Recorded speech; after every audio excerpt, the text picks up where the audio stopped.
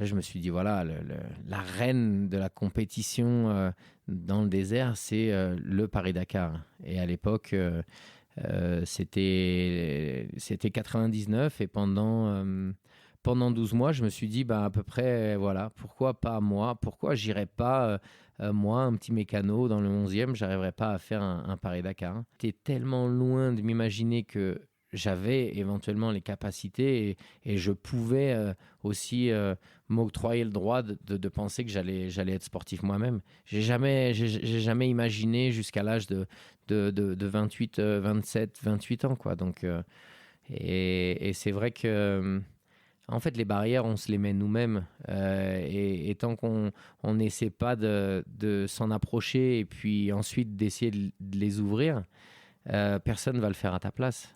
C'était impossible à 14 ans de s'imaginer que j'allais pouvoir faire de la mécanique, j'allais pouvoir faire de la compétition, j'allais un jour faire un Dakar. C'était impossible. C'était impossible d'imaginer que j'allais pouvoir peut-être un jour gagner une spéciale d'un Dakar.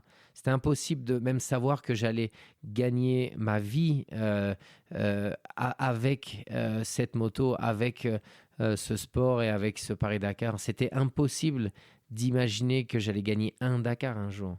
Donc imagine, j'en ai gagné 5 en moto. En une vingtaine d'années, j'ai fait 13 podiums.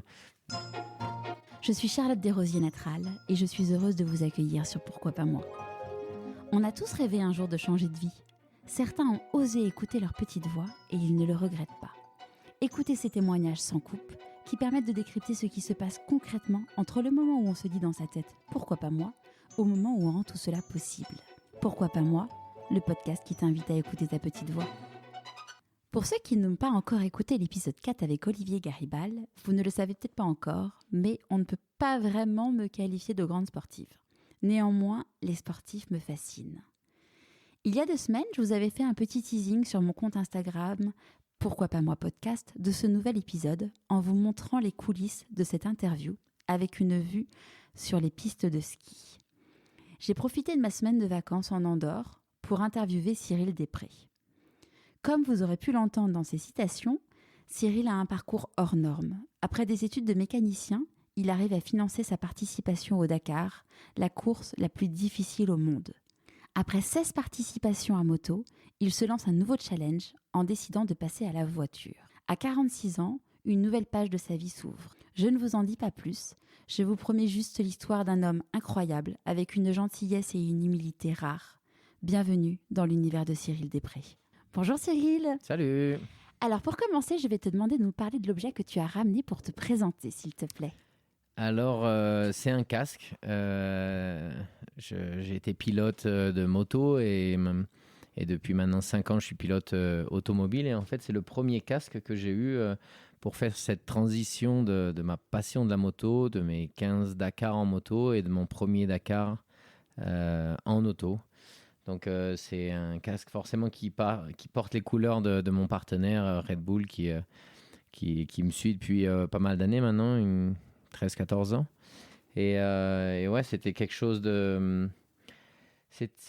d'important parce que j'ai commencé la moto par passion, j'ai fini la moto du jour au lendemain. Ouais, justement, c'était une passion depuis toujours. Est-ce que quand tu étais petit, tu te disais je serais champion de moto ? Ah non, c'était juste impossible d'imaginer que j'aurais la carrière que j'ai eue en moto. Et je regardais les autres faire de la moto dans mon petit village au sud de Paris, à côté de Fontainebleau. Et en fait, j'ai eu de la chance un jour de pouvoir m'acheter une moto avec l'argent de ma communion. Ouais. Je voulais pas de cadeau, je voulais juste quelques T'avais petites quel âge ? enveloppes. 13 ans. Ouais. Ouais, et donc j'ai commencé la moto comme ça avec un ami de mon papa. On a pris sa remorque, sa voiture avec le crochet d'attelage. On a été chercher une moto d'occasion que j'avais trouvée dans les magazines. Et tes parents, ils étaient d'accord ? Parce que moi, mon fils, il me dit demain, je vais acheter une moto. Je suis là, oh. En fait, ils ont bien vu que c'était un peu plus qu'une passion. Ouais. C'était vraiment une direction de ma vie, en fait. Depuis 9-10 ans, je regardais les magazines, je voulais aller voir les compétitions en tant que spectateur seulement. Et donc, ils se sont dit, bon, il a sans doute trouvé sa voie. Donc, ils n'ont pas eu trop d'appréhension. Ils ont vu que je gérais pas mal mes affaires, nettoyer les casques, les bottes, nettoyer la moto, la préparer. Donc, C'était du motocross? c'était du trial en fait. Donc, dans la forêt de Fontainebleau, il y a quand même pas mal d'escalade, mais il y a aussi un petit peu ce qu'on appelle du trial. Donc, c'est des motos qui montent sur des obstacles. Ok. Et le but est de monter sur des obstacles sans mettre le pied par terre. Donc, c'est quelque chose qui va pas vite, qui fait pas de bruit, qui est assez peu coûteux dans le motorsport. Ouais. Et donc, j'ai fait ça pendant quasiment 13 ans, jusqu'à 26 ans. Et qu'est-ce qui s'est passé à 26 ans? Quel a été le virage? Le virage, déjà, ça a été, c'est devenu tellement fort comme passion que je me suis dit, j'ai vraiment envie d'en faire mon métier. Ouais. Donc, pas de devenir pilote, mais devenir mécanicien. Donc, j'ai fait un CAP, un BEP, j'ai passé un bac pro. Je suis parti sur Paris en alternance pour travailler une semaine dans une entreprise, dans un garage Honda et une semaine à l'école. Et en fait, à 26 ans, j'ai eu la chance de travailler dans un magasin de motos qui préparait des motos dans Paris Ok. pour partir dans le désert. Et là, ça a été un petit peu le déclic de me dire waouh, ça doit être génial de faire ça. Mais bon, 26 ans, mécanicien, 1500 euros par mois. Comment tu vas pouvoir partir, même faire seulement un petit rallye, un rallye de Tunisie. Parce qu'un petit rallye, par exemple, Tunisie, ça coûte combien? À l'époque, ça coûtait peut-être 5000 euros. Donc, il fallait trouver une moto, se faire prêter une moto d'un copain, la modifier, la préparer. Donc ça, je savais le faire. Mais en fait, le déclic, il s'est fait puisque mon patron qui faisait des compétitions s'est blessé. Il s'est fait mal à l'épaule, une luxation. Et donc, de mécanicien, pendant 3-4 mois, il m'a dit, écoute, si tu pouvais organiser et devenir le chef d'atelier, ça m'arrangerait. Donc, j'ai pris un peu de galon, on va dire. T'étais content à ce moment-là? Bah ouais, c'était déjà super. Je pensais pas au sport ni à la compétition. C'était une preuve de confiance. Exactement. Et puis, j'avais des mécaniciens qui étaient plus âgés que moi. Donc, c'était plutôt bien accueilli au sein de l'équipe de mécaniciens et puis au sein du magasin pour lequel je travaillais. Et en fait, quelques mois après, je pense que j'avais fait du bon boulot. J'avais réussi à le remplacer. Il se remettait tranquillement de son épaule. Et là, le déclic, c'est un jour, il me dit, écoute, dans 1 mois et demi, je devais partir sur le rallye de Tunisie en avril 98. C'est juste pas possible. Je suis pas remis, je suis pas en forme. Et pour te remercier des services que tu as fait pour l'entreprise, je vais te prêter ma moto. Je vais te prêter des pneus que j'avais, des bidons d'huile. Il me dit, si jamais tu arrives à trouver 1 200 euros pour partir et payer l'engagement, vas-y, c'est ton cadeau pour m'avoir remplacé. Et là, le début de l'aventure des Donc là, tu t'es débrouillé, tu les as trouvés, tes 1200 euros. Ouais, j'ai fait un peu les fonds de tiroir et puis j'ai commencé à trouver des petits partenaires. Alors bon, je faisais un peu de compétition régionale, nationale en trial, mais j'avais jamais vraiment éclos au niveau international. Donc, dans la région, trouver 200-300 euros par-ci, par-là. Je suis parti avec une dizaine de stickers de petites entreprises locales et en fait, j'ai fait mon premier rallye comme ça, Rallye Tunisie 98, et j'ai fini. Donc, c'était à la fois...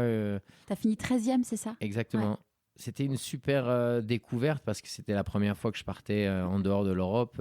Je découvrais l'Afrique, la Tunisie, les Tunisiens, les dunes. Ouais, t'avais jamais du coup, forcément, on peut pas s'entraîner en France sur de la dune. Et quoi. encore moins sur Paris, tu peux t'imaginer. Donc voilà, c'était quelque chose d'incroyable et ça m'a marqué, j'ai envie de dire, ça m'a marqué à vie puisque 1 an après...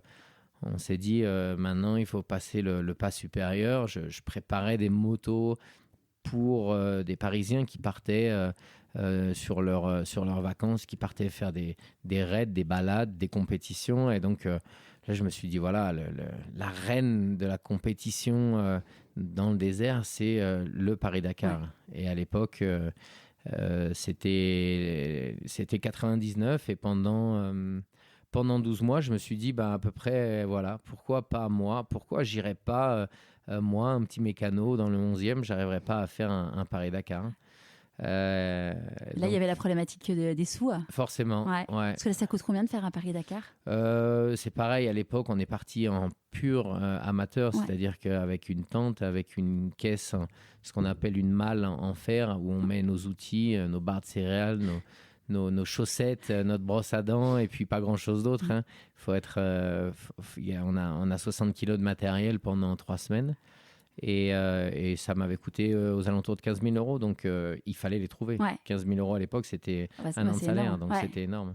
Mais comment tu as fait pour les trouver? Alors, c'était un petit coup de chance aussi. Les années 2000, on s'est dit, tiens, il va y avoir le changement 99-2000, peut-être qu'on peut se servir de tous les gens qui se font des petits cadeaux dans les entreprises, au sein de la famille. Donc, on a trouvé des petits producteurs de vin dans le sud de la France, à Bordeaux et à Chablis. On a acheté ces bouteilles de vin avec les quelques sous qu'on avait. Je dis on puisque je suis parti avec un copain qui était de Béziers et on s'est dit on va mutualiser nos forces. Lui aussi, c'était de son rêve. Lui, c'était un rêve aussi. Et donc, ça faisait quelques années qu'on se connaissait. Donc, on a acheté 6000 bouteilles de vin. Ouais. Lui en avait 3000, moi 3000. C'était un pari quand même, parce que si vous ne les vendiez pas... Énorme. Ouais. Et on a fait des boîtes de 3 bouteilles avec un sticker en marquant aidez-nous à réaliser notre rêve. Cyril Després, Michel Gault, Dakar 2000, suivez-nous. Génial. Et on a réussi à vendre. Alors, on n'était pas trop mauvais en moto. Par contre, au niveau du marketing, au niveau de la vente, on était un peu moins fort. Donc, on a mis quasiment 11 mois pour vendre ces 1000 coffrets de vin. Ok. Et on est parti sur notre premier Dakar, donc, qui était un Dakar un peu spécial. Les vérifications des motos et du matériel se faisaient à Paris. Tout le matériel était embarqué au Havre pour aller directement à Dakar. Et la course commençait après le 1er janvier de l'an 2000, normal. Commençait à Dakar pour traverser toute l'Afrique d'ouest en est et pour finir en Égypte au Caire, au pied des pyramides. Donc, magique. Ouais, magique. C'est encore assez frais dans ma mémoire tellement c'était une sensation incroyable d'arriver au pied de ces pyramides. Et à quel moment tu as su que vous aviez assez d'argent pour pouvoir partir? La veille, l'avant-veille, peut-être du départ. Non, ça s'est fait vraiment au dernier moment. Les derniers coffrets se sont vendus sur des marchés de Noël où on avait fait des photos, où on allait parler aux voisins, aux amis, à la famille. Je veux dire, il n'y a pas un membre de ma famille qui n'a pas réussi à vendre au moins 10 ou 15 coffrets. C'est comme les tickets de tombola. Exactement. Tout le monde avait son lot et tout le monde a eu un rôle primordial pour pouvoir partir parce que quand les 1000 coffrets sont arrivés, c'est à peu près comme, je sais pas, une vingtaine de caddies de supermarché remplis de bouteilles de vin. Je me suis dit, qu'est-ce que je fais là? On est en février 1999. Je dis, maintenant, si je veux y aller, il faut se préparer un peu physiquement. Il va falloir penser à préparer les motos. Mais parce que pour faire la moto, il faut être sacrément musclé. Ouais, exactement. Ouais. Il faut essayer d'être endurant surtout. Donc, ça sert à rien d'être le plus musclé de la plage l'été. Mais par contre, d'avoir de l'endurance au niveau des bras, au niveau des jambes, pour tenir approximativement entre 8 et 12 heures sur la moto tous les jours. Donc, et un Dakar... de l'époque, c'était 17-18 étapes, donc c'était long, hein. C'était très très long, mais c'était bon, c'est ce qu'on voulait aussi. On voulait payer le prix, mais on voulait en avoir pour notre argent, donc on voulait vraiment faire des kilomètres. Et là, tu as fini 16e. Ouais, 16e. Sur combien de personnes qui font le Dakar? On était beaucoup, on était 160, 170 motos, donc c'était déjà presque un exploit, et ça m'a un petit peu aidé pour la suite, parce que je devais être le 2 ou 3e français. Il y avait le Dakar réuni entre 10 et 25 nationalités. C'est quand même une épreuve de moto légendaire créée par Thierry Sabine. Et donc, il y a toujours de l'engouement, un peu moins au jour d'aujourd'hui en France, mais dans des pays, en Amérique du Sud, pendant 10 ans, on a été des héros comme si on était des footballeurs. C'était incroyable. Donc, vous prenez un petit peu plus de risques que les footballeurs? Un petit peu Ouais. plus, mais ouais, peut-être un peu plus de plaisir aussi. Puis c'est un sport individuel où il faut pas seulement être rapide, il faut savoir prendre soin de soi, pas tomber, pas faire d'erreurs de navigation, pas se perdre dans le désert. Il faut essayer de pas abîmer la moto ou trouver des solutions pour la réparer rapidement. Et puis il y a aussi pas mal de stratégies pour essayer de réussir à faire un bon résultat. Le Donc, fait que tu t'aies fait des études de mécanique, j'imagine que ça t'a aidé. ouais, ça m'a aidé énormément. Je me suis retrouvé plusieurs fois durant ma carrière à pouvoir entendre un bruit moteur et me dire, là, il reste 100 km, Cyril, vaut mieux ralentir un peu, de finir la journée, de pas tout casser. Je perdrai quelques minutes si je ralentis. Si je continue comme ça, je risque de casser le moteur. Donc, il y a plein de petites choses qui m'ont servi pour les suspensions, pour les choix de pneus. Et je pense que ouais, sans mes études et sans ma connaissance mécanique, j'aurais peut-être pas réussi aussi rapidement. Et quand tu as fait ton premier Dakar, donc ta famille t'a soutenu, mais comment tes parents, ton entourage proche, ils ont réagi? Ils n'étaient pas inquiets, ils te soutenaient? Non, j'ai tout de suite vu, et puis eux aussi ont tout de suite vu que j'étais quand même motivé. Je veux dire, j'étais déterminé à faire ce que j'avais envie de faire, de me donner les moyens de le faire. J'habitais dans un petit 15 mètres carrés à Paris à cette époque-là, donc il n'y avait rien qui me prédestinait à devenir ni pilote, ni sportif, ni vainqueur. Parce que tu n'étais pas sportif du tout. Je faisais du sport, mais voilà, les journées étaient bien remplies. J'attendais le week-end pour aller faire des balades. Tu n'étais pas un grand sportif où tu... Non, j'ai appris par la suite. J'ai vu qu'il y avait quand même certains risques dans la moto et que une des seules solutions, c'était de me préparer physiquement, de passer des heures dans une gym, de faire des longues sorties en vélo, en ski de randonnée ou en ski de fond l'hiver, de faire plein de choses pour justement être endurant et de pouvoir tenir le coup sur la moto pendant autant de jours. Il n'y a personne qui t'a dit, mais t'es fou de le faire, tu mets ta vie en danger?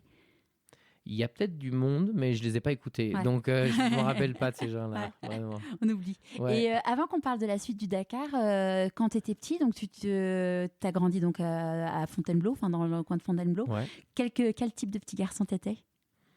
Assez bricoleur. Hein. J'étais toujours avec un marteau, un tournevis, une clé, des cailloux, une cabane. Enfin, je veux dire, j'étais vraiment quelqu'un qui passait beaucoup de temps à l'extérieur. Donc, je savais que j'avais besoin de faire quelque chose avec mes 10 doigts, ça c'était sûr.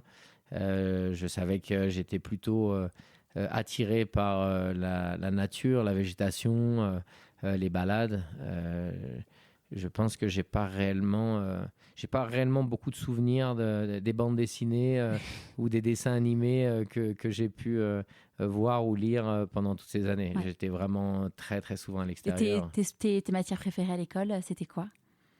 Il y avait le sport, il y avait un peu l'espagnol, il y avait un peu les langues, mais j'ai jamais été très très studieux. Jusqu'au jour où je suis arrivé dans un domaine qui me plaisait, la mécanique moto, et là, je pense que j'étais pas le premier de la classe, mais j'étais pas loin derrière quand même. T'étais dans ton élément. Et tes parents, qu'est-ce qu'ils faisaient ils étaient restaurateurs, c'est ça? Ouais, mes parents étaient restaurateurs. On a juste eu la chance que dans cette région de Nemours, exactement, où on habitait, on avait des amis de mes parents qui avaient un fils qui était professionnel de moto trial, donc un pilote professionnel. Et donc, c'était mon idole, c'était mon héros. Donc, lui vivait de sa passion. C'était le seul sportif. Il faut revenir dans les années 80. Des sportifs, il y en avait peut-être 4 fois moins que maintenant en France. Donc, dans la région, à 50 km à la ronde, il y avait un sportif très connu au niveau national et international. C'était lui, Pascal Couturier. Donc, avec qui je suis toujours en contact très régulièrement, que j'ai eu la semaine dernière d'ailleurs. Donc, voilà, c'est... Qu'est-ce qu'il dit quand il voit ton parcours? Ah, il est super fier. On s'était pas eu après ce Dakar, avec l'aventure qu'on a eue et avec les jeunes cette année du team Red Bull Junior Off-Road. Et donc, il est super fier parce que la toute première petite moto qu'on a eue à la maison qu'il nous a prêtée, c'était sa première moto. Et bon, c'était magique. Donc, lui a atteint un niveau assez élevé et il m'a toujours dit que je l'avais dépassé. Donc, c'est très sympa. Mais j'ai quand même plutôt tendance à regarder plutôt devant que de regarder derrière. Donc, Je suis pas... à la maison, au jour d'aujourd'hui, je ne suis pas à regarder mes trophées, à les compter, à les briller, à les briquer. Donc je regarde toujours plus devant. Mais voilà, la question est sympa. C'est vrai que j'ai toujours, tout de suite senti très jeune qu'il me fallait, il fallait que je m'évade, quoi. Ouais. Je n'étais pas fait pour rester entre quatre murs. À l'école. Non, Ouais. non. Et donc, tu disais, quand je serai grand, je ferai tel métier, ou c'était pas forcément? En fait, je pensais que j'allais devenir mécanicien dans une équipe sportive de moto, donc peut-être sur la piste, peut-être en motocross, peut-être en rallye raid, peut-être en trial, je ne savais pas, mais j'étais tellement loin de m'imaginer que j'avais éventuellement les capacités et je pouvais aussi m'octroyer le droit de penser que j'allais être sportif moi-même. J'ai jamais imaginé jusqu'à l'âge de 28, 27, 28 ans, quoi. Donc, et c'est vrai que, en fait, les barrières, on se les met nous-mêmes. Et tant qu'on n'essaie pas de s'en approcher et puis ensuite d'essayer de les ouvrir, personne ne va le faire à ta place. Donc, bah, écoute, je regrette pas de l'avoir poussé très franchement en 2000 et d'avoir fait mon premier Dakar. Et puis, qu'est-ce qui s'est passé du coup après, suite à ton premier Dakar? Tu as une équipe qui est... Enfin, une écurie, je sais pas comment... Ouais, on dit une écurie, ouais, tout à fait. Qui t'a contacté? Ouais, en fait, c'est mes qualités mécanicien et puis les deux épreuves que j'avais fait, une en Tunisie et une au Dakar. Et le fait d'être mécanicien dans n'importe quel team, il y a des mécaniciens qui restent sur place, au bivouac, dans l'endroit où il y a toutes les camions d'assistance, les tentes où on dort. Et en fait, dans une équipe allemande, BMW, il y avait déjà 3 bons pilotes. Et la 4e était une femme, mais il leur manquait un 5e pilote qui aurait été ce qu'on appelle dans le jargon porteur d'eau. Okay. Donc l'idée, c'est pas d'avoir un tonneau en bois dans le dos et de rouler dans le désert avec, c'est juste de se dire, si jamais ces top pilotes, les meilleurs pilotes mondiaux, ils avaient un Américain, Jimmy Lewis, un Anglais, John Deacon, et un Espagnol très très rapide qui était là pour la victoire, Nani Roma. Ils avaient envie d'avoir un pilote qui était là et qui pouvait éventuellement pas être trop loin derrière eux. Ils imaginaient une demi-heure, 1 heure. Et quand ce pilote qu'on appelle porteur d'eau arrive et qu'il y a eu une pièce qui est cassée, que ce top leader est encore en course, et ben c'était à ce porteur d'eau de démonter les pièces de sa moto et de réparer la moto du meilleur pilote pour qu'il continue sa course. D'accord. Après, le porteur d'eau, il n'a plus qu'à attendre 1 heure, 2 heures, 3 heures ou plus. Tu n'es pas là pour faire un chrono, tu es là pour... Ah non, on était là, c'était une assistance rapide, on va dire. D'accord. Et donc, quand BMW, qui avait comme partenaire Gauloise à l'époque, ils ont dit, mais on a déjà pas mal de nationalités. Andrea Mayer, la pilote, était une Allemande. Donc, ils ont dit, mais ça serait pas mal de prendre un Français. Gauloise étant une marque française. Et là, un Français jeune qui connaissait la mécanique.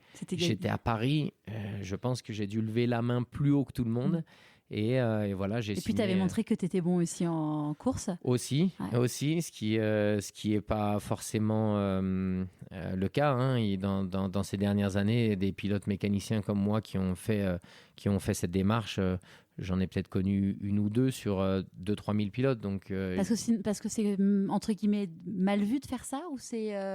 Non, c'est que la plupart des bons mécaniciens sont pas bons pilotes et la plupart des bons pilotes sont pas non plus des bons mécaniciens. Donc, il faut trouver un pilote moyen et lui apprendre la mécanique ou trouver un mécanicien et essayer de lui apprendre à faire de la moto.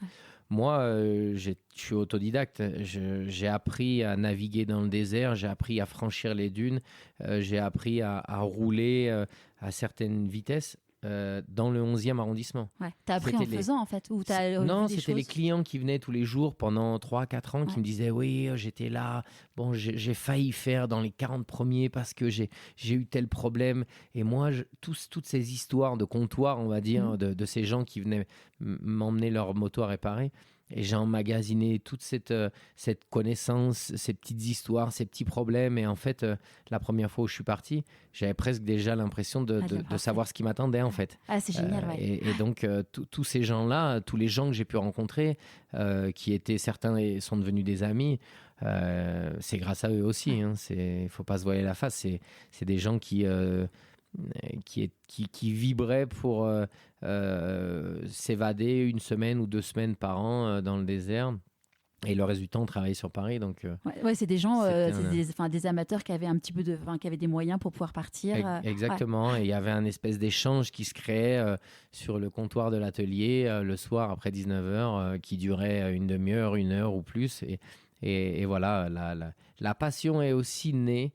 Faut pas forcément tout le temps attendre de se dire je rêve de montagne, il faut que j'aille à la montagne pour m'exprimer. Je pense que la connaissance, j'ai essayé de l'avoir depuis mon chez-moi, depuis mon petit appartement. Mais sans le savoir, en fait. Non, en fait, je savais que j'avais besoin d'apprendre, j'avais envie de me nourrir de ces histoires de tout le monde, de ce que je pouvais lire dans les magazines, des histoires de Thierry Sabine, le fondateur du Dakar, mais j'avais pas de pratique. Ouais. Et en fait, mon manque de pratique, c'est un peu équilibré par rapport aux connaissances mécaniques, forcément, et aux connaissances et aux échanges qu'on avait faits avec tous ces gens-là. Et du coup, à partir de quand tu as rejoint les pilotes ? Donc, dès 2000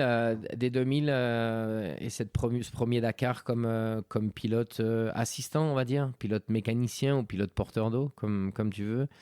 Le problème, c'est que c'est 3 bons pilotes. Il y en a un qui, très rapidement, est tombé, s'est fait un peu mal. Donc, il a continué la course, mais il n'était pas très, très rapide, on va dire. L'Américain, dans pleine spéciale, s'est fait survoler par un hélicoptère. C'est quoi une spéciale pour ceux qui sont... Donc la spéciale chronométrée, c'est la partie dans le désert qui est réellement chronométrée. On n'est pas dans un stade olympique où le départ se fait derrière la ligne et se finit au bout d'un tour ou plus en fonction du nombre de mètres qu'on a à parcourir. Une spéciale, ça part d'un point A, ça peut faire 300, 400, 500 jusqu'à 800 km plus loin et ça arrive à un point B. Ça pourrait être un Paris-Marseille par les chemins, par exemple. Et D'accord. Ça, c'est tous les jours pendant 16, 17, 18 jours, ça dépend. Donc, et la spéciale, c'est ce qui détermine le classement de la journée. Et puis, on additionne les temps jour après jour. Et c'est celui qui a mis le moins de temps pour parcourir toutes ces spéciales qui gagne le rallye. Okay. Et là, donc, c'est dans une spéciale en plein chrono, en train de rouler vite. Jimmy Lewis a pris un oiseau dans le masque, dans son masque de moto. Tu dis là, c'est vraiment pas de bol, quoi. Et là, vraiment pas de bol. Ouais. L'œil au beurre noir, difficile de rouler à 100% de ses capacités. Ouais. Et à la mi-rallye en Mauritanie, le 3e pilote qui était vraiment là, lui, pour gagner, Nani Roma, il s'est fait une entorse du genou dans un caillou. C'était une hécatombe pour une marque comme BMW, une écurie solide, super très réputée. Ouais. Exactement, c'était une hécatombe. Et là, il a fallu faire quelque chose. Et à mi-rallye, donc dans une journée de repos, après 7 jours de course, il restait encore 8 ou 9 jours. Le team manager a décidé qu'il fallait vraiment absolument essayer de gagner des étapes et que mon rôle de porteur d'eau n'existait plus, que les 2 autres pilotes qui étaient toujours en course, Jimmy et John, il fallait vraiment qu'ils donnent du meilleur de leur-même. Et qu'ils se débrouillent du coup. Qu'ils se débrouillent parce qu'il fallait que l'écurie essaie d'avoir quelques résultats, quoi. Ok. Et en fait, 2 jours après, j'ai fait une 2e place. Et là, c'était un peu la surprise parce que c'était mon 2e Dakar uniquement. Ouais. Et puis, donc, j'ai été un peu encouragé. Ça m'a donné un petit peu des ailes. Et, ils ont vécu ça comment, les autres pilotes qui te voyaient, j'imagine, qu'à la base comme un porteur d'eau. Bah, ils avaient un peu compris que j'étais peut-être un petit peu plus rapide Qu'il y en que avait sous le capot. Exactement, il y avait un peu de puissance sous le Ouais. capot. Ouais. Et donc non, non, et ça s'est très bien passé. Hein. Il y a pas eu de jalousie. Ils n'étaient pas très, très en forme non plus. Et puis en fait, on est arrivé dans une spéciale qui faisait la liaison entre le Mali et le Sénégal. Donc Bamako, Tambacounda. Et là, j'ai remporté quelques jours avant l'arrivée ma première spéciale. D'accord. Et je pense que cette année-là, en 2000, il y a on était 2 Français à remporter une journée comme ça. Et ça a été un peu le déclic.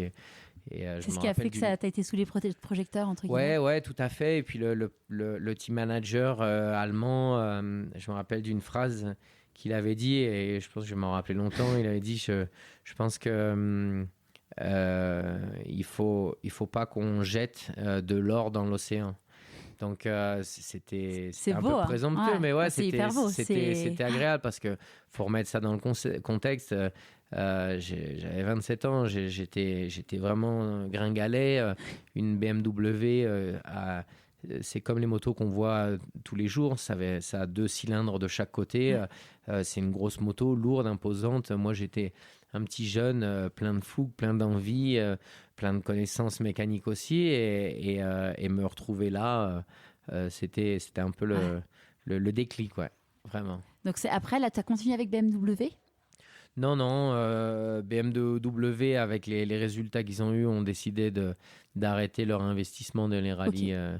Et rapidement, je suis parti dans un team autrichien d'une marque autrichienne qui s'appelle KTM, avec les couleurs Red Bull. C'est à ce moment-là, du coup, où Red Bull est entré dans ta vie, si on peut dire. Quasiment, quasiment. Ouais. Je sais pas si je suis rentré dans la leur ou eux sont rentrés dans la mienne, mais en tout cas, ça a été plus qu'un sponsor. Ça a été une société qui nous a vraiment aidés. On était quelques jeunes. C'était un sport à risque. Ça reste un sport à risque. Donc, ils ont vraiment mis tous les moyens pour qu'on réussisse. On avait la possibilité d'avoir des soins médicaux, d'avoir des entraîneurs physiques. Mentaux aussi? Non, je pense que ça doit être un peu comme Obélix et la potion magique. Je pense que j'ai eu de la chance quand j'étais petit. J'ai dû naître avec un peu de courage en plus, peut-être un peu d'envie en plus, un peu de détermination en plus que d'autres enfants. Donc, j'ai essayé un peu la sophrologie pour essayer de voir si je pouvais me reconcentrer dans des périodes, dans des moments dans la journée. Et après 2-3 heures, je m'en sers encore aujourd'hui. Donc, ça a été important. Mais je me suis toujours dit que le meilleur coach pour moi-même, dans ces moments difficiles où des fois on aimerait bien avoir un copain, un ami, un frère, un père à côté de soi.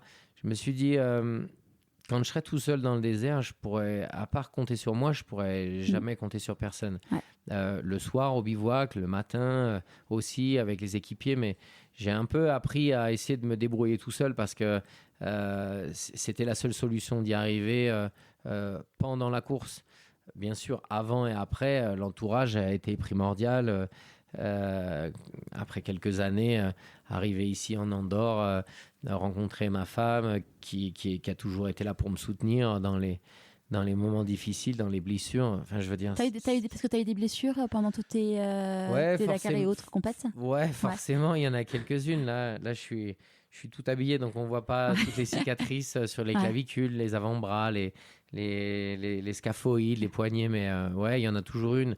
Il y a toujours quelques blessures, mais t'as un souvenir de chaque compète? Ouais.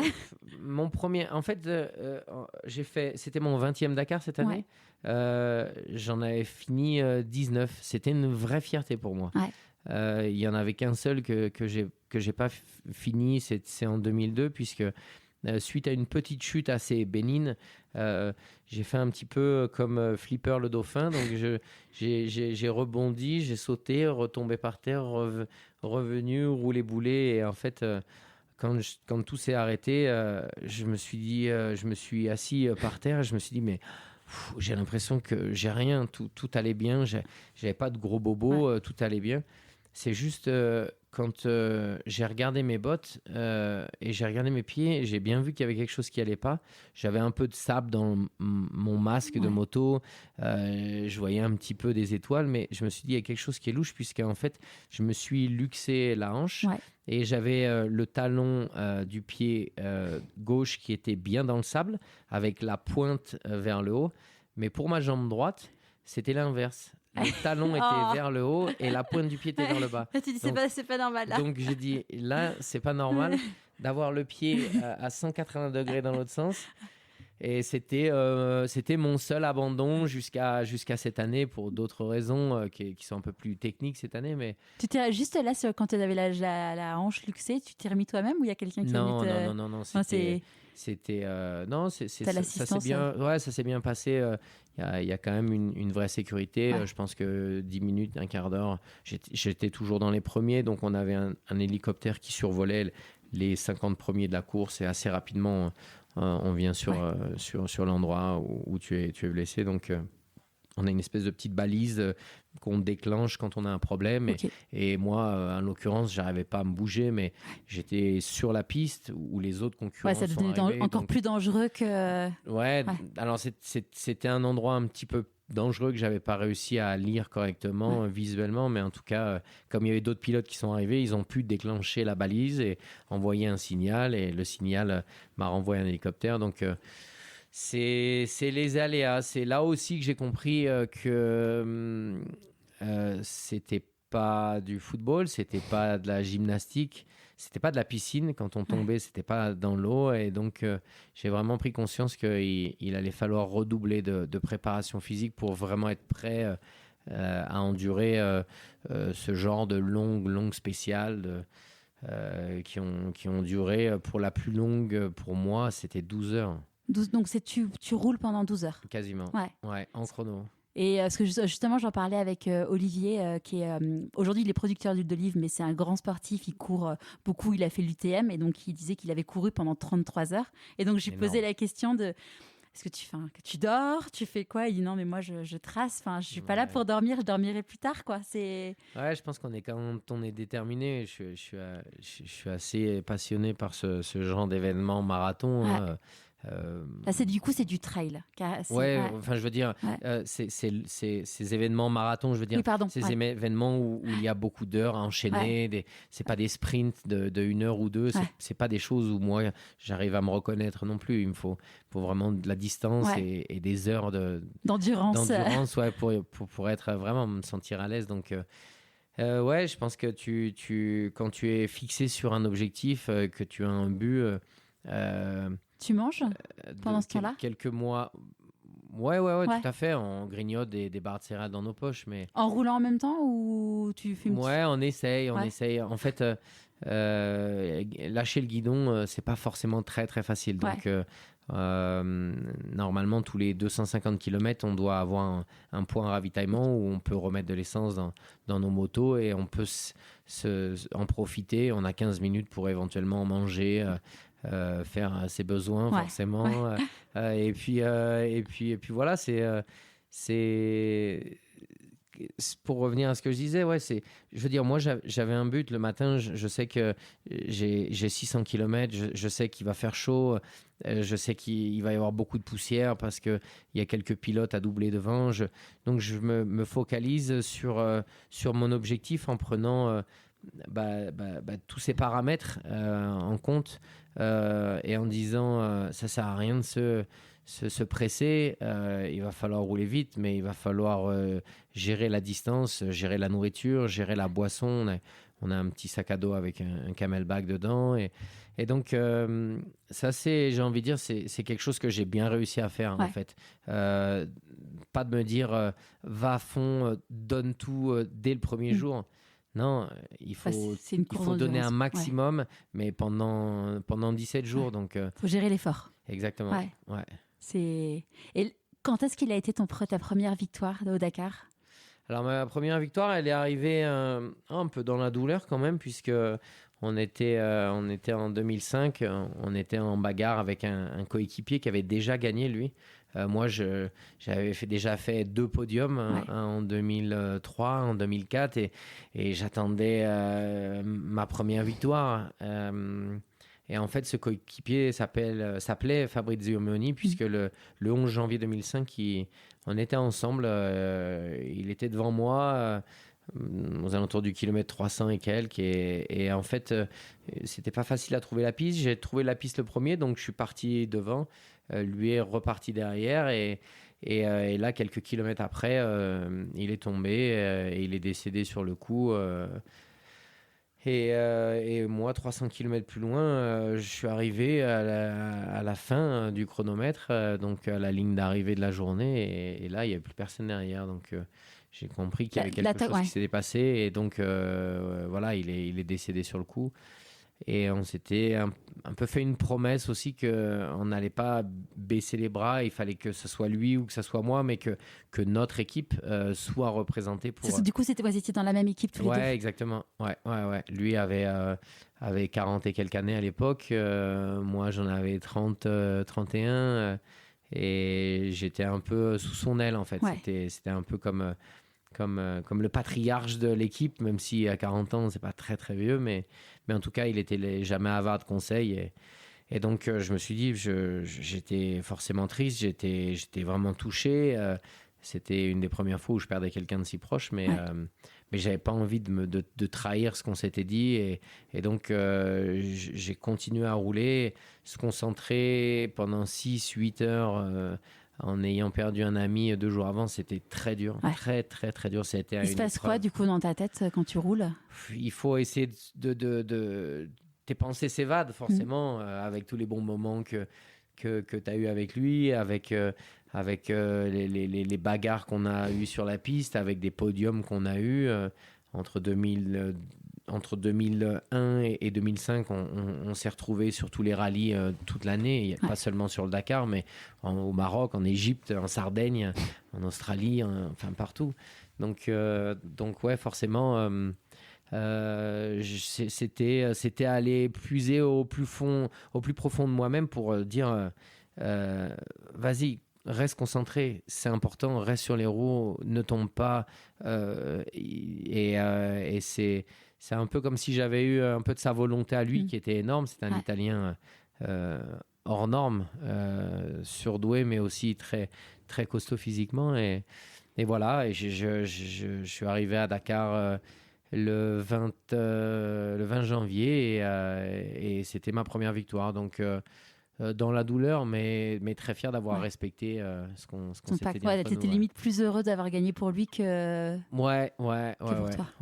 D'avoir respecté un homme, quoi, un grand homme. Ouais. Et c'est à ce moment-là où, du coup, tu as pris conscience il avait créé une école au Sénégal. Ouais. Sa femme était à l'arrivée.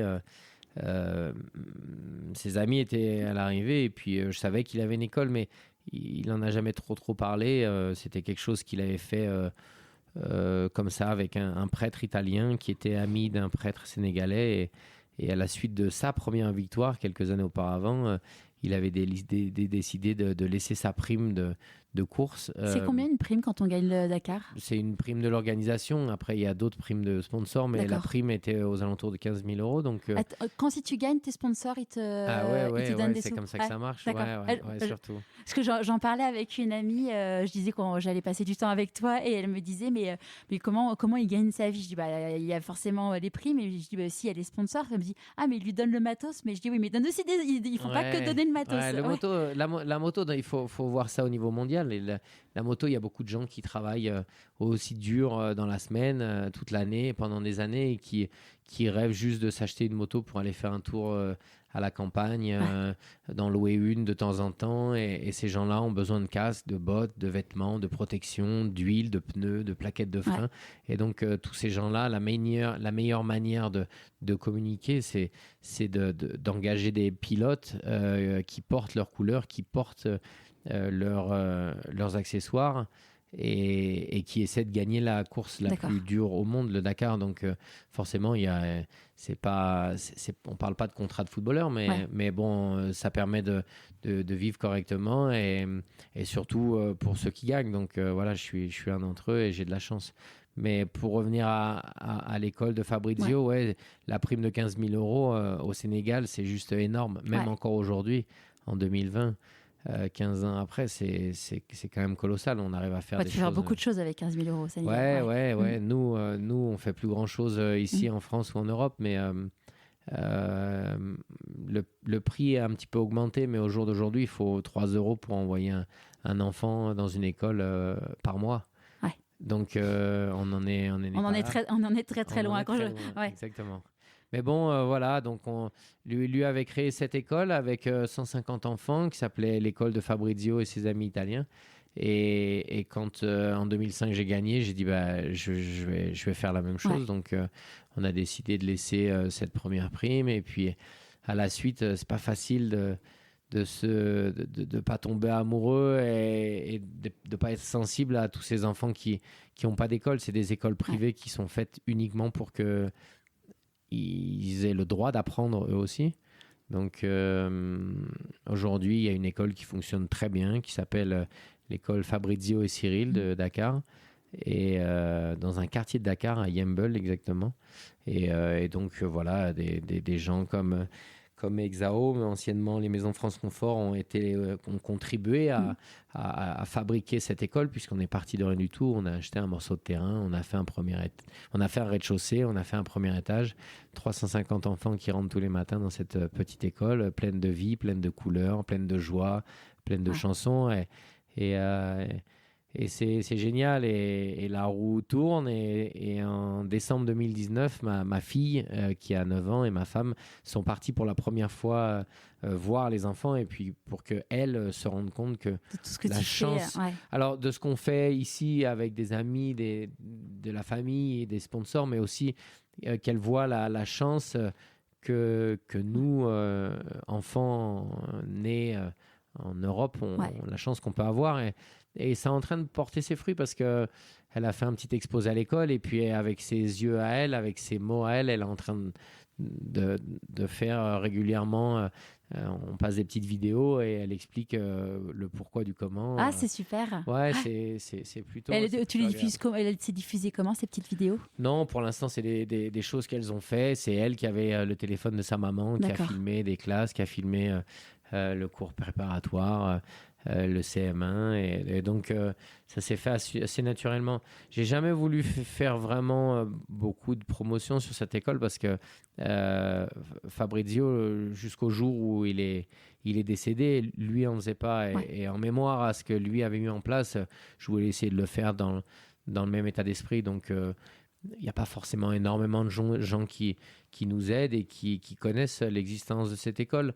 Maintenant, plus ça va, plus je me rapproche. Je ne sais pas exactement si je vais concourir encore, participer à des compétitions encore longtemps. Donc, je commence à en parler un peu plus pour que cette école, elle vive, même si j'ai plus de primes de compétition, de résultats, de victoires, que l'école continue à vivre. Pour avoir d'autres sponsors pour t'aider. Ouais, on est en train de mettre, en plus, on est en train de mettre ici en Andorre, où je vis, un parrainage, en fait, avec des enfants qui pourraient converser en français dans le cadre des cours de français qu'ils ont ici, des Espagnols, des Anglais. Parce qu'en Andorre, on ne le sait pas forcément, mais les gens parlent catalan ici. Exactement. Ouais. Et donc tu parles catalan, espagnol, anglais et français. Ouais, et ta femme est andorrane. Exactement, ouais. Mais le français est très proche, hein. On est dans les Pyrénées, avec une frontière côté espagnol, une frontière côté française. Donc, il y a quand même beaucoup d'enfants qui apprennent le français à l'école. Donc, on trouverait ça génial dans un avenir proche. Je pense que ça sera à la rentrée 2020, en septembre, on arrivera à parrainer au moins la moitié des enfants de l'école. Donc, ça sera cool. Ils ont quel âge les enfants les plus vieux que... Enfin, quand tu as commencé, tu as gagné ton premier Dakar, ils ont... C'était l'école est née, la nôtre d'école est née en 2008. D'accord. Donc il y a déjà 12 ans. On a un prof de sport, et puis une aide, une assistante qui était des élèves de l'école et Super, qui aujourd'hui travaille dans l'école. top.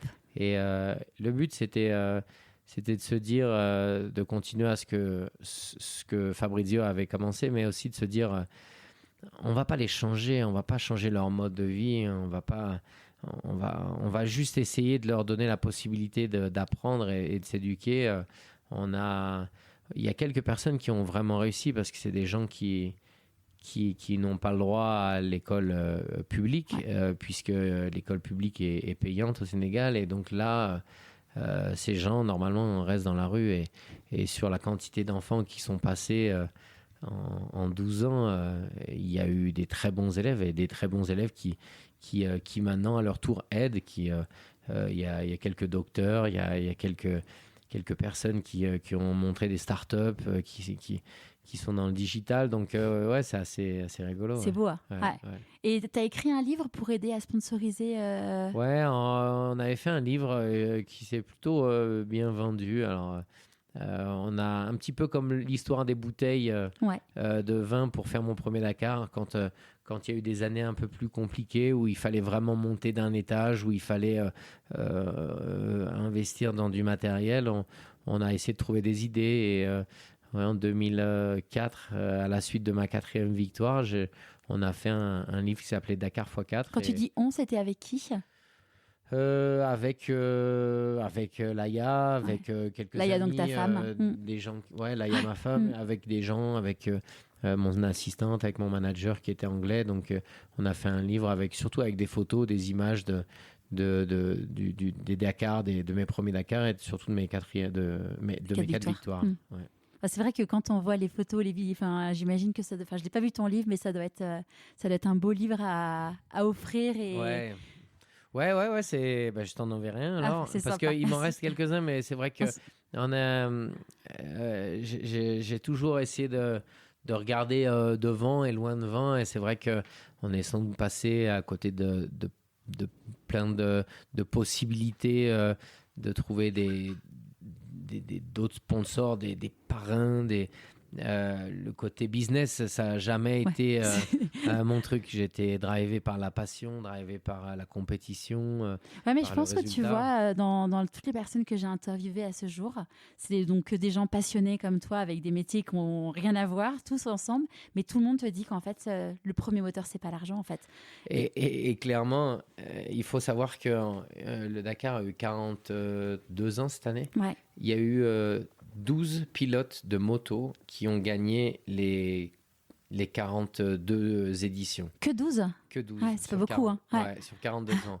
Et en fait, moi, j'en ai fait 15 en moto, j'en ai fait 5 en voiture. Et je vois bien que le nombre de pilotes talentueux, rapides, motivés, que j'ai pu voir dans ma carrière, mais qui n'avaient pas forcément la même envie de gagner que celle que j'avais envie. Il y avait d'autres velléités financières, d'être connu, de passer à la télé. Je m'en foutais tout ça. Il est où le sens, en fait? Ouais. Le sens, c'était d'aller vraiment chercher au fond de moi-même ce que j'avais vraiment envie. C'est-à-dire, je voulais réussir moi.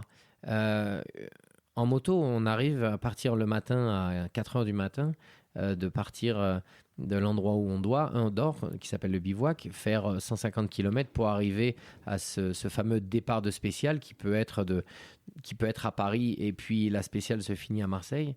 Et là, j'avais juste une motivation, c'était de bien faire. C'était de maîtriser chaque virage, chaque freinage, chaque décision, si je devais ralentir, si le terrain que je voyais, puisque je ne sais jamais exactement où je vais, je suis des informations qu'on me donne sur un rouleau de papier que je déroule sur la partie avant de ma moto. Donc, je suivais ces informations comme un GPS papier, on va dire. Et là, je me battais contre personne, en fait. Je voulais réussir, pour moi. Ouais. Mais ça, c'est souvent, d'ailleurs, on en parlait aussi avec Olivier, le grand coureur, c'est qu'il me disait, en fait, moi, enfin, après, je pense qu'il a jamais gagné une course parce que c'était pas ça son objectif. Mais il disait, moi, je me bats pas contre les autres, je me bats contre moi-même. Parce qu'en fait, si tu attends que quelqu'un perde pour gagner, enfin, c'est pas beau, en fait. Enfin, Non, clairement. Ouais, je suis d'accord. Ouais. Non, la motivation, dans les années 2007, j'avais gagné 2 fois et j'ai eu la chance à l'époque de rencontrer quelqu'un qui était un deuxième idole après mon premier moniteur de moto de trial qui était dans la région parisienne. Et cette personne que j'ai rencontrée s'appelle Mike Horn, Ouais. et qui à l'époque, par hasard et par une connaissance mutuelle, j'ai passé une soirée avec lui et il m'a dit j'aurais adoré être pilote de moto parce que je pense que j'aurais pu être très fort et j'aurais pu aller très vite parce que mon envie de gagner, elle est toujours plus forte que ma peur de perdre.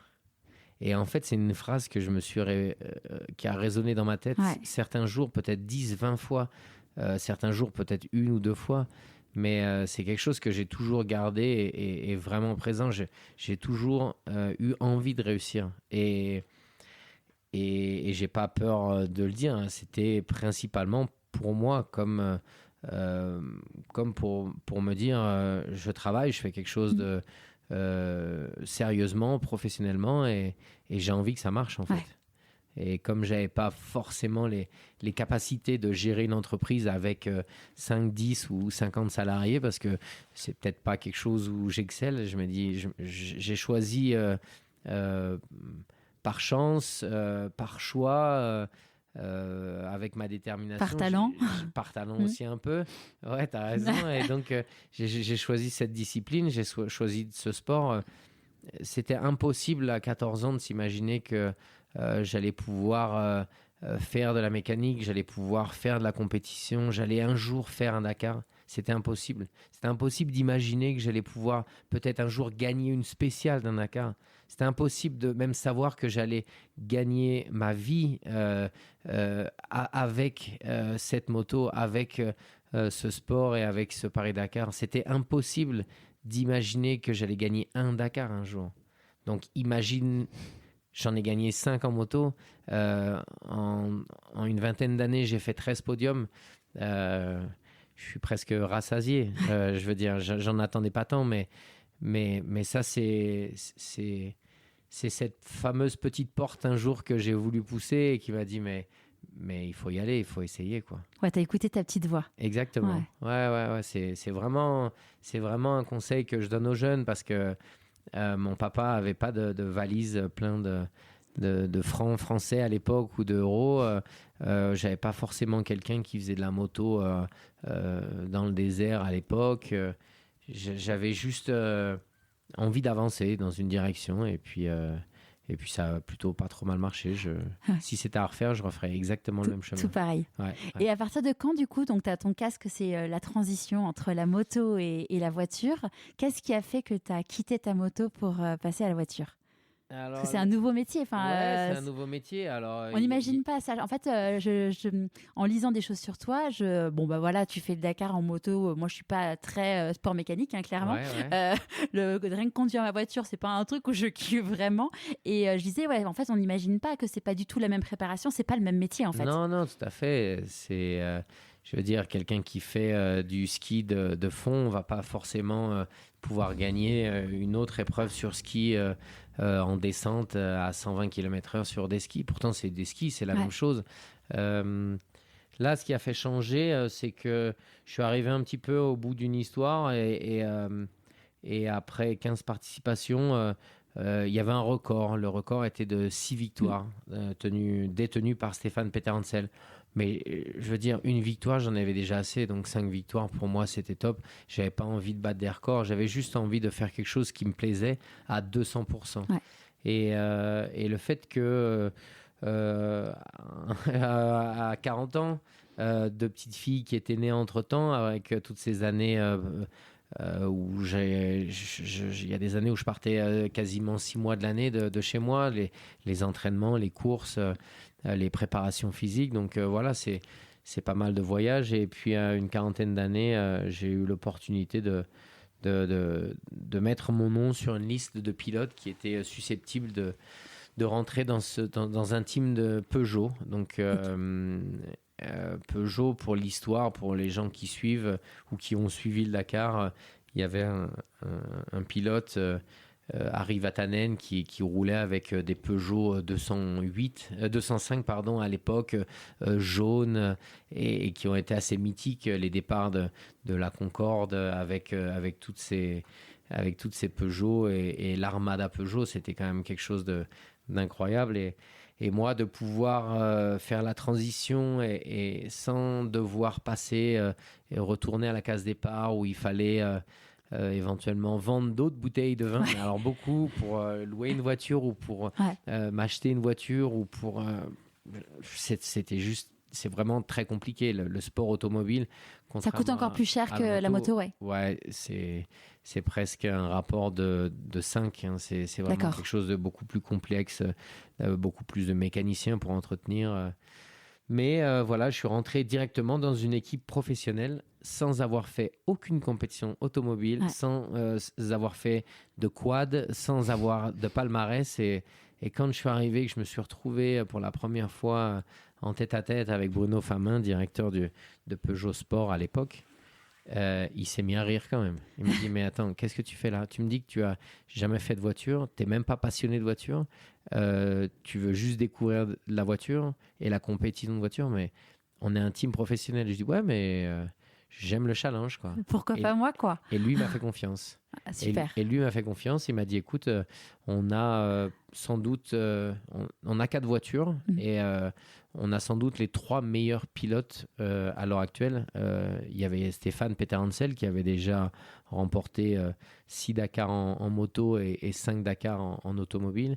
Il y avait Carlos Sainz, champion du monde espagnol de rallye.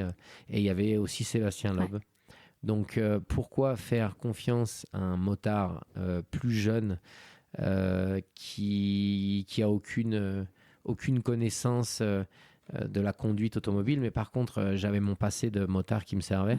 Et puis, très rapidement, après quelques jours d'essai, il s'est rendu compte que bon, il avait misé sur le bon cheval aussi, que j'ai commencé à vouloir tout connaître, tout apprendre de la voiture. Et dans un team français comme Peugeot Sport, avec des gens qui excellaient dans tous les domaines, les techniciens, les mécaniciens, les ingénieurs, les gens qui sont responsables des suspensions, du châssis, du moteur, de tout. C'était juste les meilleurs. Ouais. Quelques années auparavant, ils venaient de gagner les 24 heures du Mans, donc en voiture, avec une 908. Donc voilà, je suis arrivé par la grande porte dans un grand team et à côté de grands pilotes. Donc voilà, c'était... Là, comment tu t'es formé grâce à eux ou...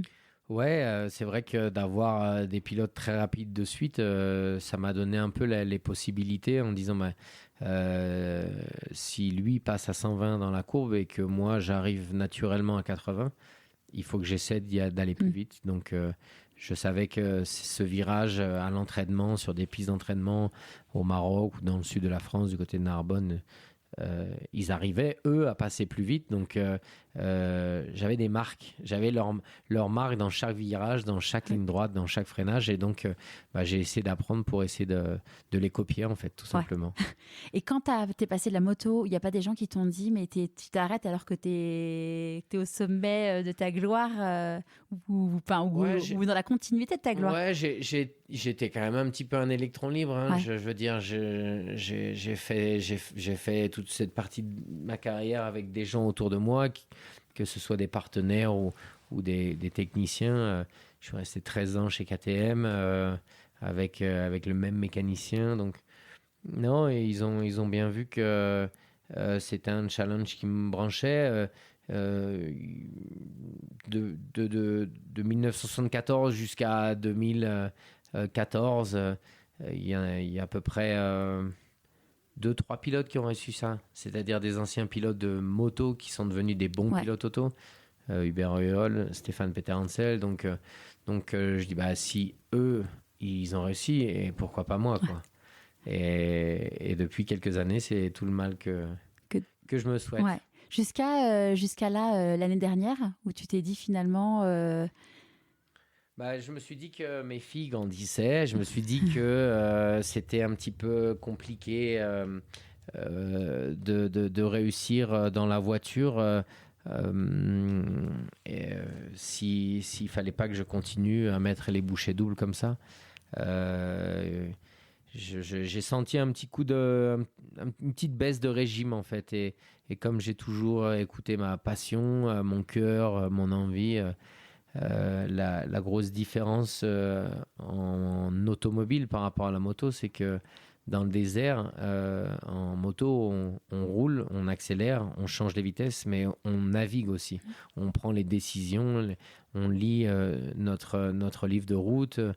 Et quand on est en automobile, on a besoin d'un copilote. Et c'est vrai que cette relation, elle n'est pas forcément toujours facile à trouver. C'est toi qui choisis ton copilote ? Ouais, on choisit, mais j'étais quand même au top des motards quand je suis passé à l'automobile et donc j'avais beaucoup d'exigences et je connaissais aussi la navigation, donc c'était pas facile pour trouver un bon navigateur. Et puis l'an dernier, en 2019, j'ai fini 5e en auto, c'est pas mal. T'avais changé t'étais passé sur Mini, j'étais passé chez Mini, je suis le premier à finir de notre équipe, donc il y avait quelques points positifs, mais je sais pas, j'ai senti qu'il y avait peut-être une page qui se tournait, j'avais peut-être envie de faire quelque chose, peut-être pour un an, c'était ma 20e participation, et donc je me suis lancé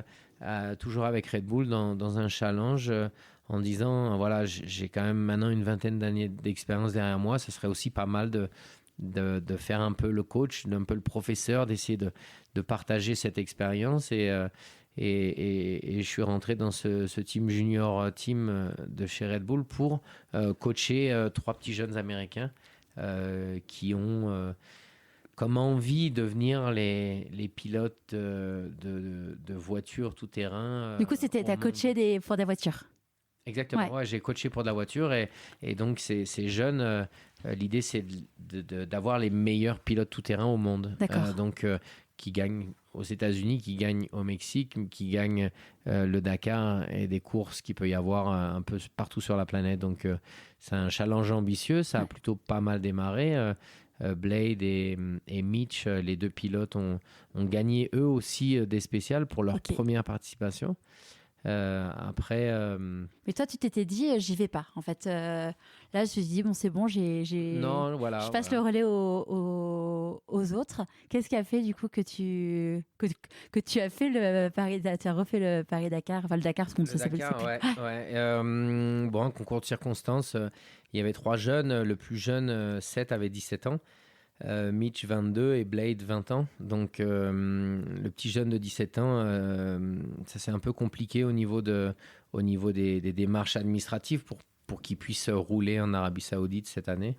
Et au mois de novembre, il y avait une voiture de libre. On a dit, Red Bull a dit, c'est quand même vraiment dommage. On avait 3 voitures, on aura 3 voitures, mais il nous manque un pilote. Et ils m'ont posé la question si j'avais envie d'y aller parce que c'était quand même bête de passer à côté, peut-être d'être sur le terrain, de pouvoir leur coacher les coacher au quotidien. Exactement, le matin, le soir, peut-être dans la journée. Donc, et j'ai trouvé ça sympa. Donc, parce qu'à la base, tu t'étais dit que tu irais, mais sans concourir ou même pas forcément y être présent physiquement. Non, même pas. Non, je m'étais dit, je savais pas exactement ce que je cherchais en fait. C'était la première fois où je savais pas exactement en septembre ce que j'avais envie, ce que je cherchais, ce que j'avais besoin de faire. T'avais des mots physiques ?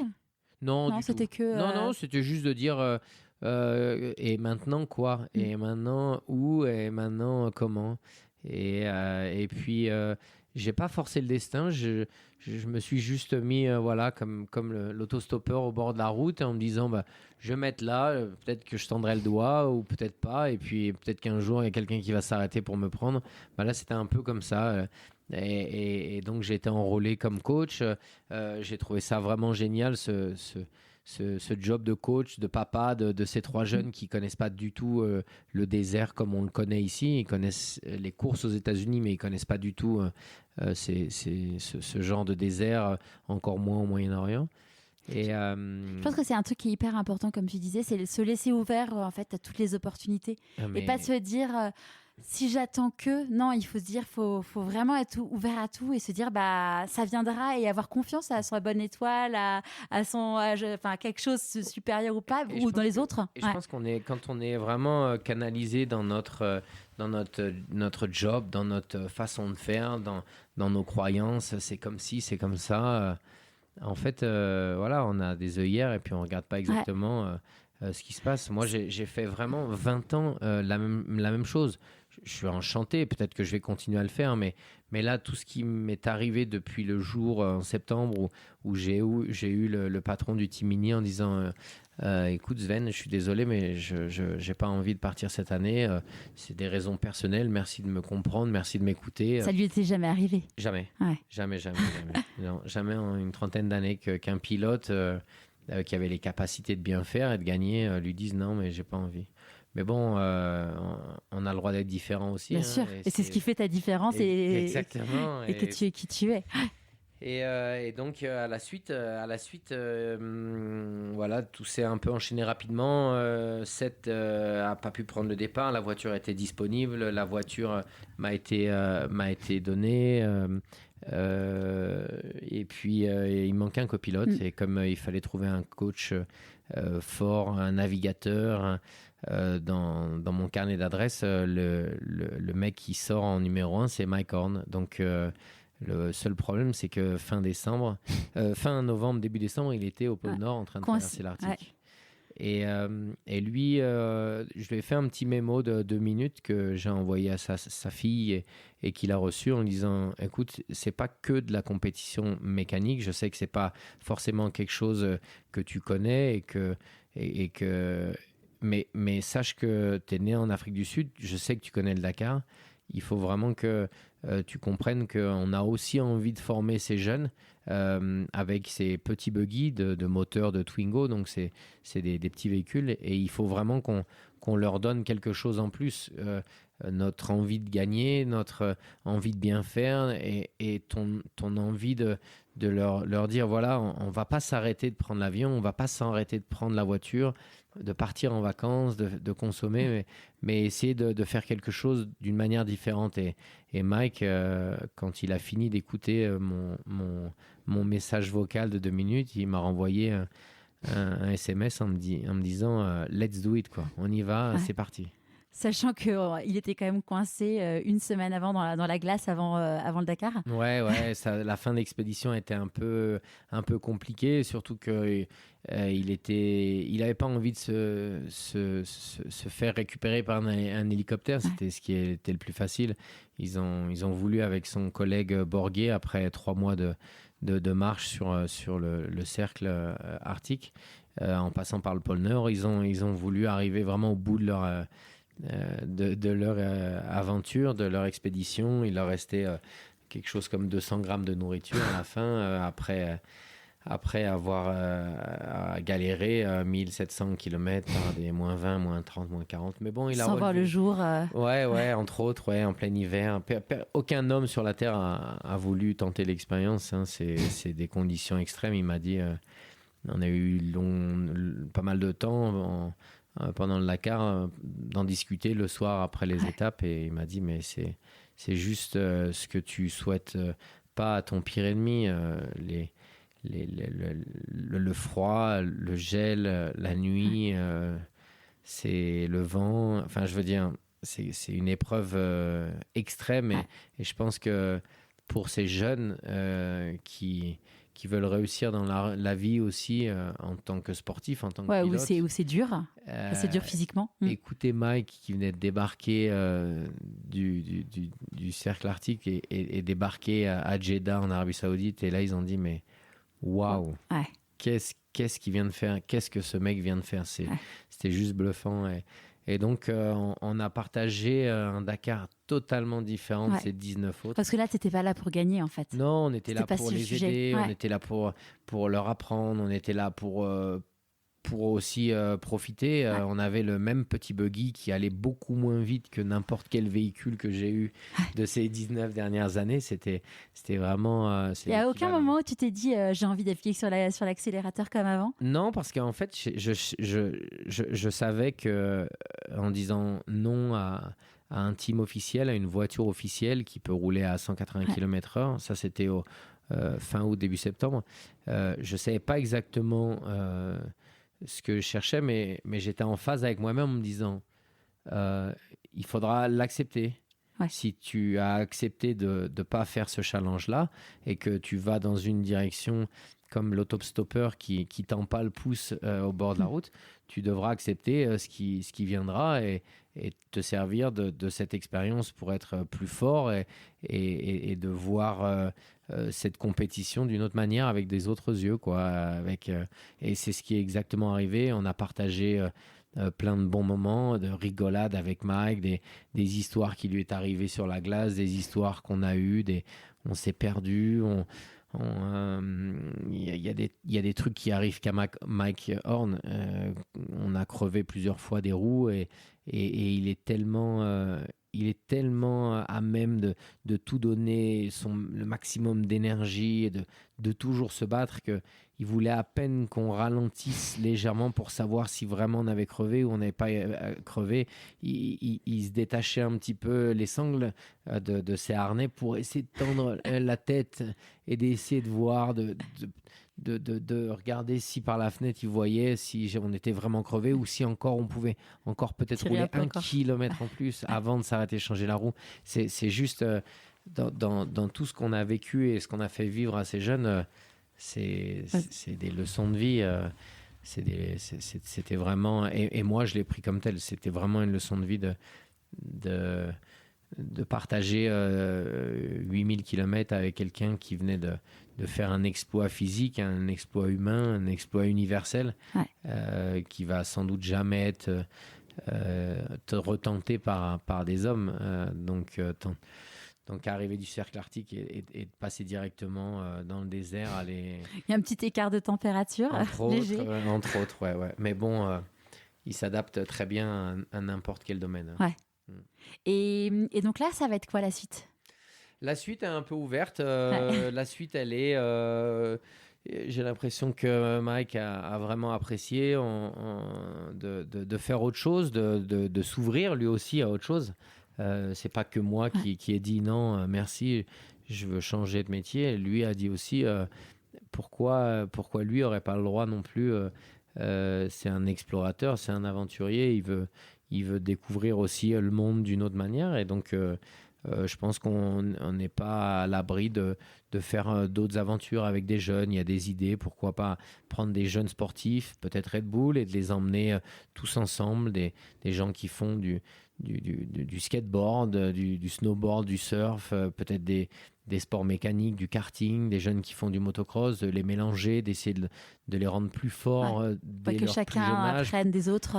Exactement, le partage, comprendre comment fonctionnent les uns et les autres dans des milieux un peu quand même hard. On va pas rester juste au Club Med au bord de Méditerranée. On pense plutôt à mettre tout le monde sur un bateau, partir 15 jours, de faire une marche une semaine avec des sacs à dos dans le désert. Enfin, voilà, on a quelques idées pour essayer de les aider à être bons, à être meilleurs en tout cas. Ouais. Et je me réjouis de l'avenir. De la suite. Et comment ton entourage il t'accompagne dans cette suite ? Ou dans Ouais, ils ont toujours été à l'écoute. Je veux dire, j'ai pas peur de dire que j'étais un des leaders. Il faut être, sans être un pionnier, j'étais un leader de ma team. Dans ma team, il y a mes potes, il y a ma femme, il y a ma famille, toute cette famille qui est en Andorre. Donc, des supporters, il y a un peu tout le monde en fait dans cette team. Et moi, j'ai toujours été le leader de cette team parce que même si quand tu montes sur un podium, c'est dans tes mains que le trophée arrive et c'est toi qui le brandis, mais il y a quand même un paquet de monde autour de toi qui sont au pied du podium, qu'on ne voit pas sur la photo, mais beaucoup plus que ce qu'on imagine. Moi, quand je suis en haut du podium, je vois exactement qui est en bas et tous ces gens qui m'ont aidé à faire ce que j'ai envie de faire. Donc, mon entourage, il me suit à bloc. Ça a été plutôt bien perçu de se dire pourquoi on est obligé de séparer ces deux mondes en disant il y a un aventurier qui marche, qui fait du canoë, qui fait du vélo, qui fait de la voile et ça n'a rien à voir avec le motorsport sans mettre la Formule 1 ni le rallye ni les courses de moto. Je pense que on a tous le droit d'être heureux sur cette planète et en fait je me dis quand on mélange nos aventures, quand on mélange notre savoir-faire, quand on essaie de leur donner à quelqu'un d'autre, ça marche. Il y a des gens qui sont à même de l'apprécier, en fait. Donc, on se dit, ça, c'est pas beaucoup fait. Ces deux mondes, normalement, il y en a un qui est un peu plus vert que l'autre. Et c'est pas deux mondes qui s'ignorent, c'est deux mondes qui se respectent, des sportifs qui se respectent. Mais là, on s'est dit, mais ça a tellement bien marché et les gens ont tellement bien répondu que un Mike Horn et un Cyril Després, ils peuvent faire encore autre chose. Et puis, l'idée, c'est pas juste de bannir ou de rayer tous les gens qui sont passionnés de voitures, de motos, d'avions ou quoi que ce soit. On doit aujourd'hui apprendre aux jeunes qu'on peut aussi rouler avec des plus petits moteurs, avec des consommations d'essence comme la voiture qui roule autour du périph' tous les jours, avec une autre manière de consommer la compétition automobile ou moto. Et je pense que avoir un ambassadeur comme Mike qui est prêt à le faire aussi, c'est top. C'est top. Ouais. Et tes filles, comment elles te voient? Parce que bon, elles t'ont toujours connu au volant d'une voiture ou d'une moto. Ouais, j'ai eu la chance d'avoir une femme qui n'était pas passionnée par la moto, pas passionnée par la course, la compétition. Ici en Andorre, c'est les montagnes, le ski. Donc, elle était un peu pionnière, on va dire que le couple Horn-Després qui s'est formé ici, le premier couple, Laïa et Cyril, donc ma femme, s'est formé il y a quelques années. Et en fait, elle m'a toujours laissé faire ce que j'avais envie. Elle avait forcément quelques inquiétudes, mais la meilleure chose que j'ai pu faire, c'est m'entraîner dur, travailler dur. Pour moi, il n'y avait pas forcément de samedi ni de dimanche, il n'y avait pas de 24 décembre ni de 1er janvier. Parce que le Dakar, c'est toujours en janvier. Exactement. Ouais. Et puis la dernière ligne droite, quand les gens font des cadeaux, mangent des chocolats, de la dinde au marron, moi j'étais plutôt dans les derniers gros entraînements. C'était pas le sujet. Non, c'était pas le sujet. Et elle a toujours compris et respecté. Et elle a toujours tout le temps aussi bien compris que la forme physique, quand tu veux partir sur un événement motorisé comme ça, c'est primordial. Donc, encore plus quand tu étais en moto. Forcément, encore plus en moto.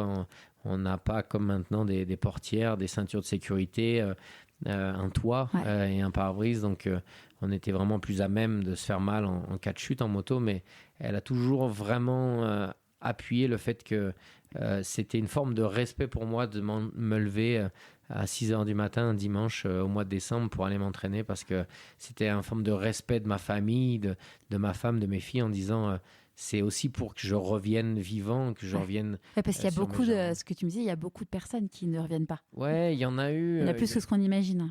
Il y en a eu, parce qu'il y a quand même beaucoup d'événements aussi motorisés.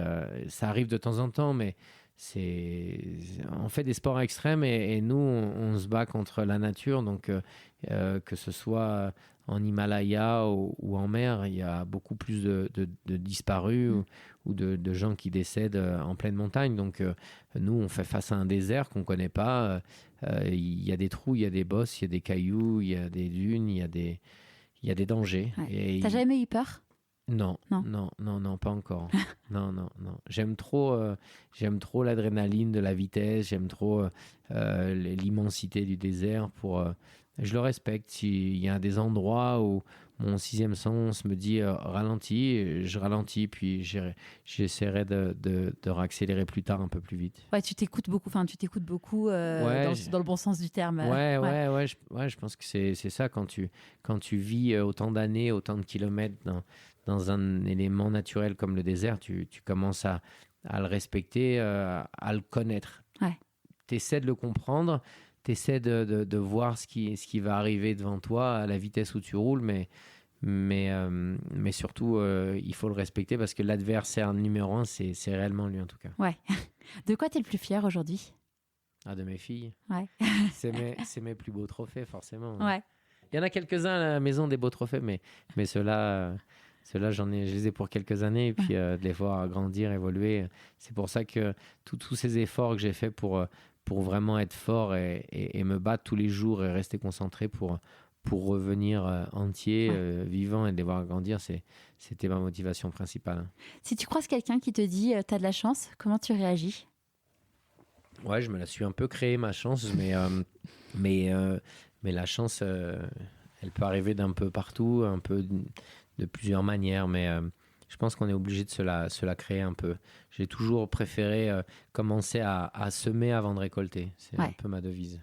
Je partage parce que c'est souvent on me dit mais en fait t'as de la chance, mais non, mais en fait si j'avais pas fait ça, si j'avais pas fait ça, Ouais, je suis d'accord. on n'en serait pas là aujourd'hui. Avec du recul, est-ce qu'il y a un conseil que tu aurais aimé qu'on te donne? Il y en a tellement de conseils, mais le conseil de mon patron qui m'a fait confiance, je pense que des fois on a peur de faire confiance à des plus jeunes, à des gens qui ont peut-être pas forcément des capacités ou on les imagine pas, ces capacités. Moi aujourd'hui j'ai pas peur de voir un jeune et de lui donner une paire de bottes, de lui donner un casque et de lui dire vas-y fonce, t'as envie de faire ça mais fonce.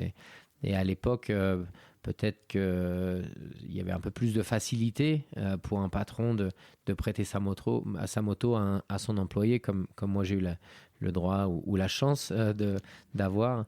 Mais ouais, il faut faire confiance aux autres. Je pense que j'y crois à ça. Il y a des personnes qui t'ont inspiré. Donc là, tu disais, tu as eu deux idoles. Ouais, j'en ai eu quelques-uns, mais les trois plus grands, c'est ce sportif, ce pilote de moto de la région de Nemours, Pascal Couturier.